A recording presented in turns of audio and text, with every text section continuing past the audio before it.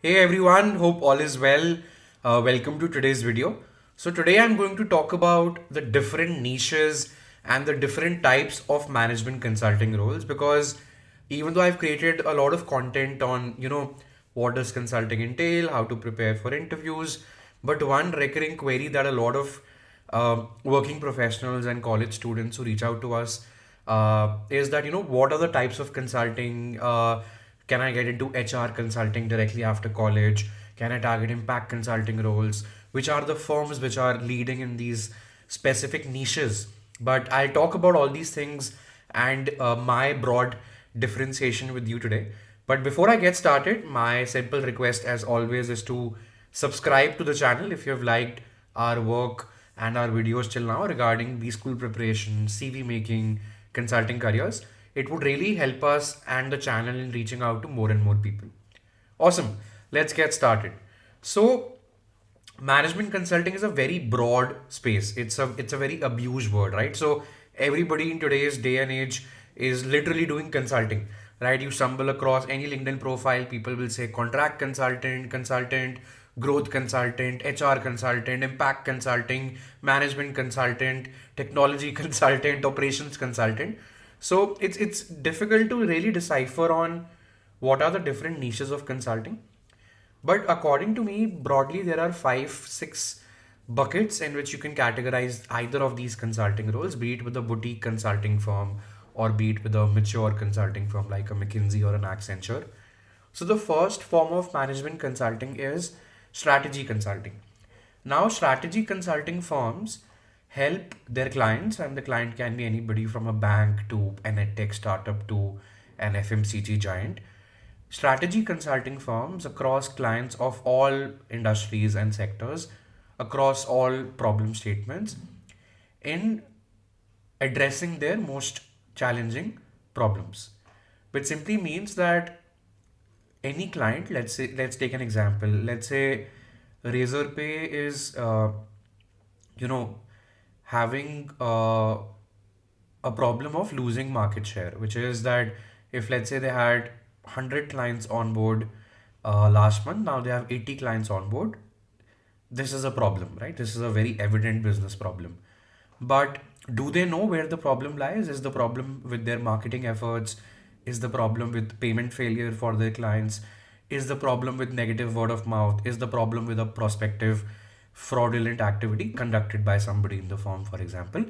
What exactly is the problem, right? So, strategy consulting firms help the client in isolating the root cause, which is affecting, let's say, your revenue or your sales or your profits or losing market share, because the client will not know where exactly is the problem lying, right? So they'll want the strategy consultant to firstly figure out where the problem is and then give recommendations, right? And you have all the marquee consulting firms, which is Deloitte to PwC to KPMG to McKinsey to BCG to Bain, which is the big three or the big four, which operate in this niche of management consulting. So, strategy consulting typically means that your client hasn't figured out where the problem is, but they know there is some problem because they are tracking some North Star metrics, which can be profit for a conglomerate, which can be market share for another company, which can be revenue for a startup. They know that there is some problem, but they don't know where the problem lies. So, strategy consulting firms firstly help you understand which function or which team is not performing or causing an issue, or which product is faltering, and how to address those challenges. That's the job of strategy consulting firms. And I just gave you an example, right? So, strategy consulting firms can be hired to design a growth strategy for a Britannia. They can be called for a favor or called for an engagement if, let's say, Byju's is losing market share, or if, let's say, Axis Bank has been facing fall in deposits by their banking customers. So each of these clients can be very varied from totally different sectors, and the problem is not known, but the only thing that we know is there is some problem. That's what strategy consulting firms address. The second domain or niche of management consulting is HR consulting. So, as the name suggests, HR consulting means that you're solving problems for clients, and the client can be anybody from a startup to a mature conglomerate, but your problems will be HR centric. When I say HR centric, there may be a case where your client is looking to fire X number of people, but they don't know who to fire, who to let go. So the HR consulting firm will come into the picture, design a scorecard, figure out who is performing, not performing, and then give recommendations on who to let go, given the client specific objective and budgetary constraints at hand. That is one sort of HR consulting project.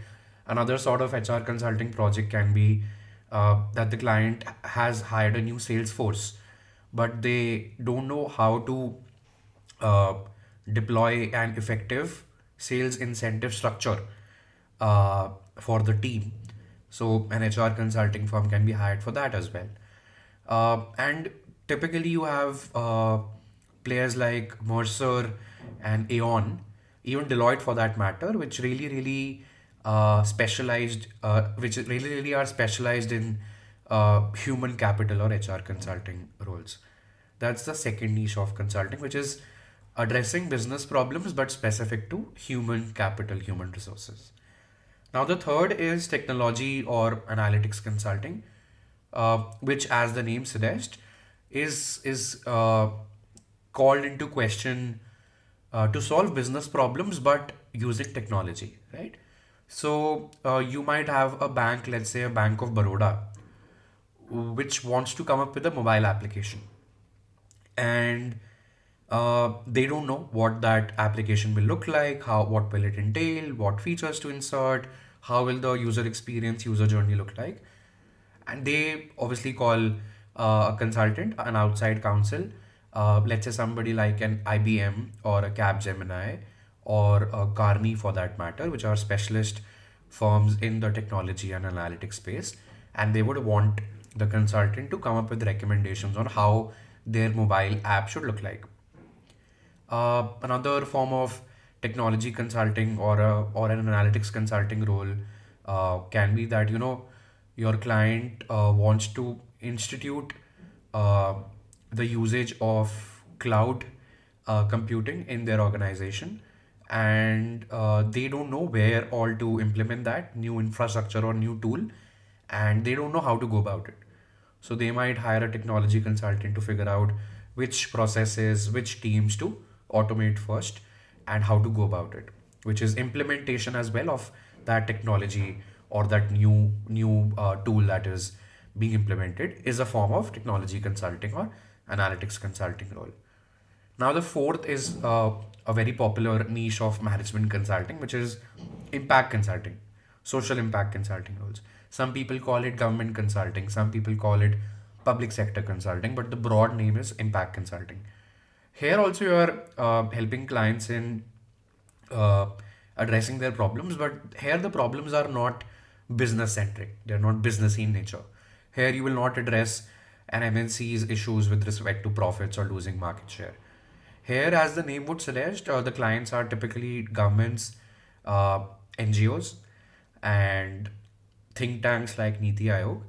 And your job, let's say you're a Dalberg or a Samagra or a Satwa or an FSG or a Britspan, which are the specialist consulting firms in social impact niche, your job will be to address issues like climate change, issues like poverty alleviation, issues like school enrollment rates for people of a certain state, students of a certain state, or instituting a midday meal program in the schools of North Delhi, for example. So you are trying to address a problem which is centered towards societal issues, and you obviously have to do a lot of budgetary and financial analysis because whoever your client is, be it the government or Uttar Pradesh or be it an NGO or be it an impact fund for that matter, they have a limited budget. So within that budget, you have to give recommendations on where to invest, which beneficiaries to reach out to, how to implement their social impact initiatives, all of that. So that's the fourth type of consulting role. I think the last broad consulting niche can be operations, which is very emerging. And you have a very good firm operating in this space, which is called GEP worldwide. Even though we have other firms like PwC and McKinsey for that matter, which specialize in supply chain consulting roles or operations consulting role. But the job here of an operations consultant is to, let's say, figure out how the supply chain of a textiles manufacturer should look like, or how to optimize the supply chain operations, or inbound logistics, outbound logistics, transportation cost for any client for that matter. So that's the last niche of consulting. But the two most popular niches are strategy consulting, which was the first one that we discussed, and impact consulting. First and fourth are the two most popular ones. That's why I wanted to elaborate a little more on them. But I hope this helps you. That being said, before I wrap up the video, if you are somebody who has less than 10 years of experience or 9 years of experience, for a consulting firm, you are a generalist, right?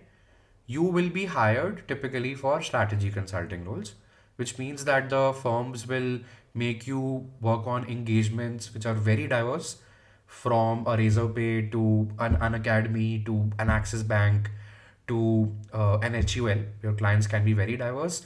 Your problems can be anything from growth to addressing stagnating profits to hiring a new team to figuring out how to grow revenues. Because in consulting, you're technically considered an experienced professional if you have 10-ish years of experience in that space. So if Sarthak has 5 years of experience before in HR, he can still apply for specific HR consulting roles with these specific firms like Aon and Mercer. But if he expects that with 5 years of HR experience, he'll get into an HR consulting practice with a McKinsey or a Bain, that's not possible. A McKinsey or a Bain or a BCG or an Accenture will want to make Sarthak work across domains and sectors for a while, and then they'll deploy him to a niche. But for an experienced professional with 10 years of experience in a niche, firms hire you. Let's say I have 10 years of experience in sales and marketing. Now, even if I'm hired by a McKinsey or a BCG today, the firms, since they know I have 10 years of experience in this space, the firms will want to leverage that experience and they will align me to the sales and marketing consulting centric problems. So my clients can be anybody from a shopper stop to an Amazon, but my kind of problems which I'll be dealing with would be sales and marketing centric. That's the small difference between hiring for an experienced professional and hiring for somebody who does not have 10 years of experience in that particular space. But I hope this helps you, and I'll see you very soon.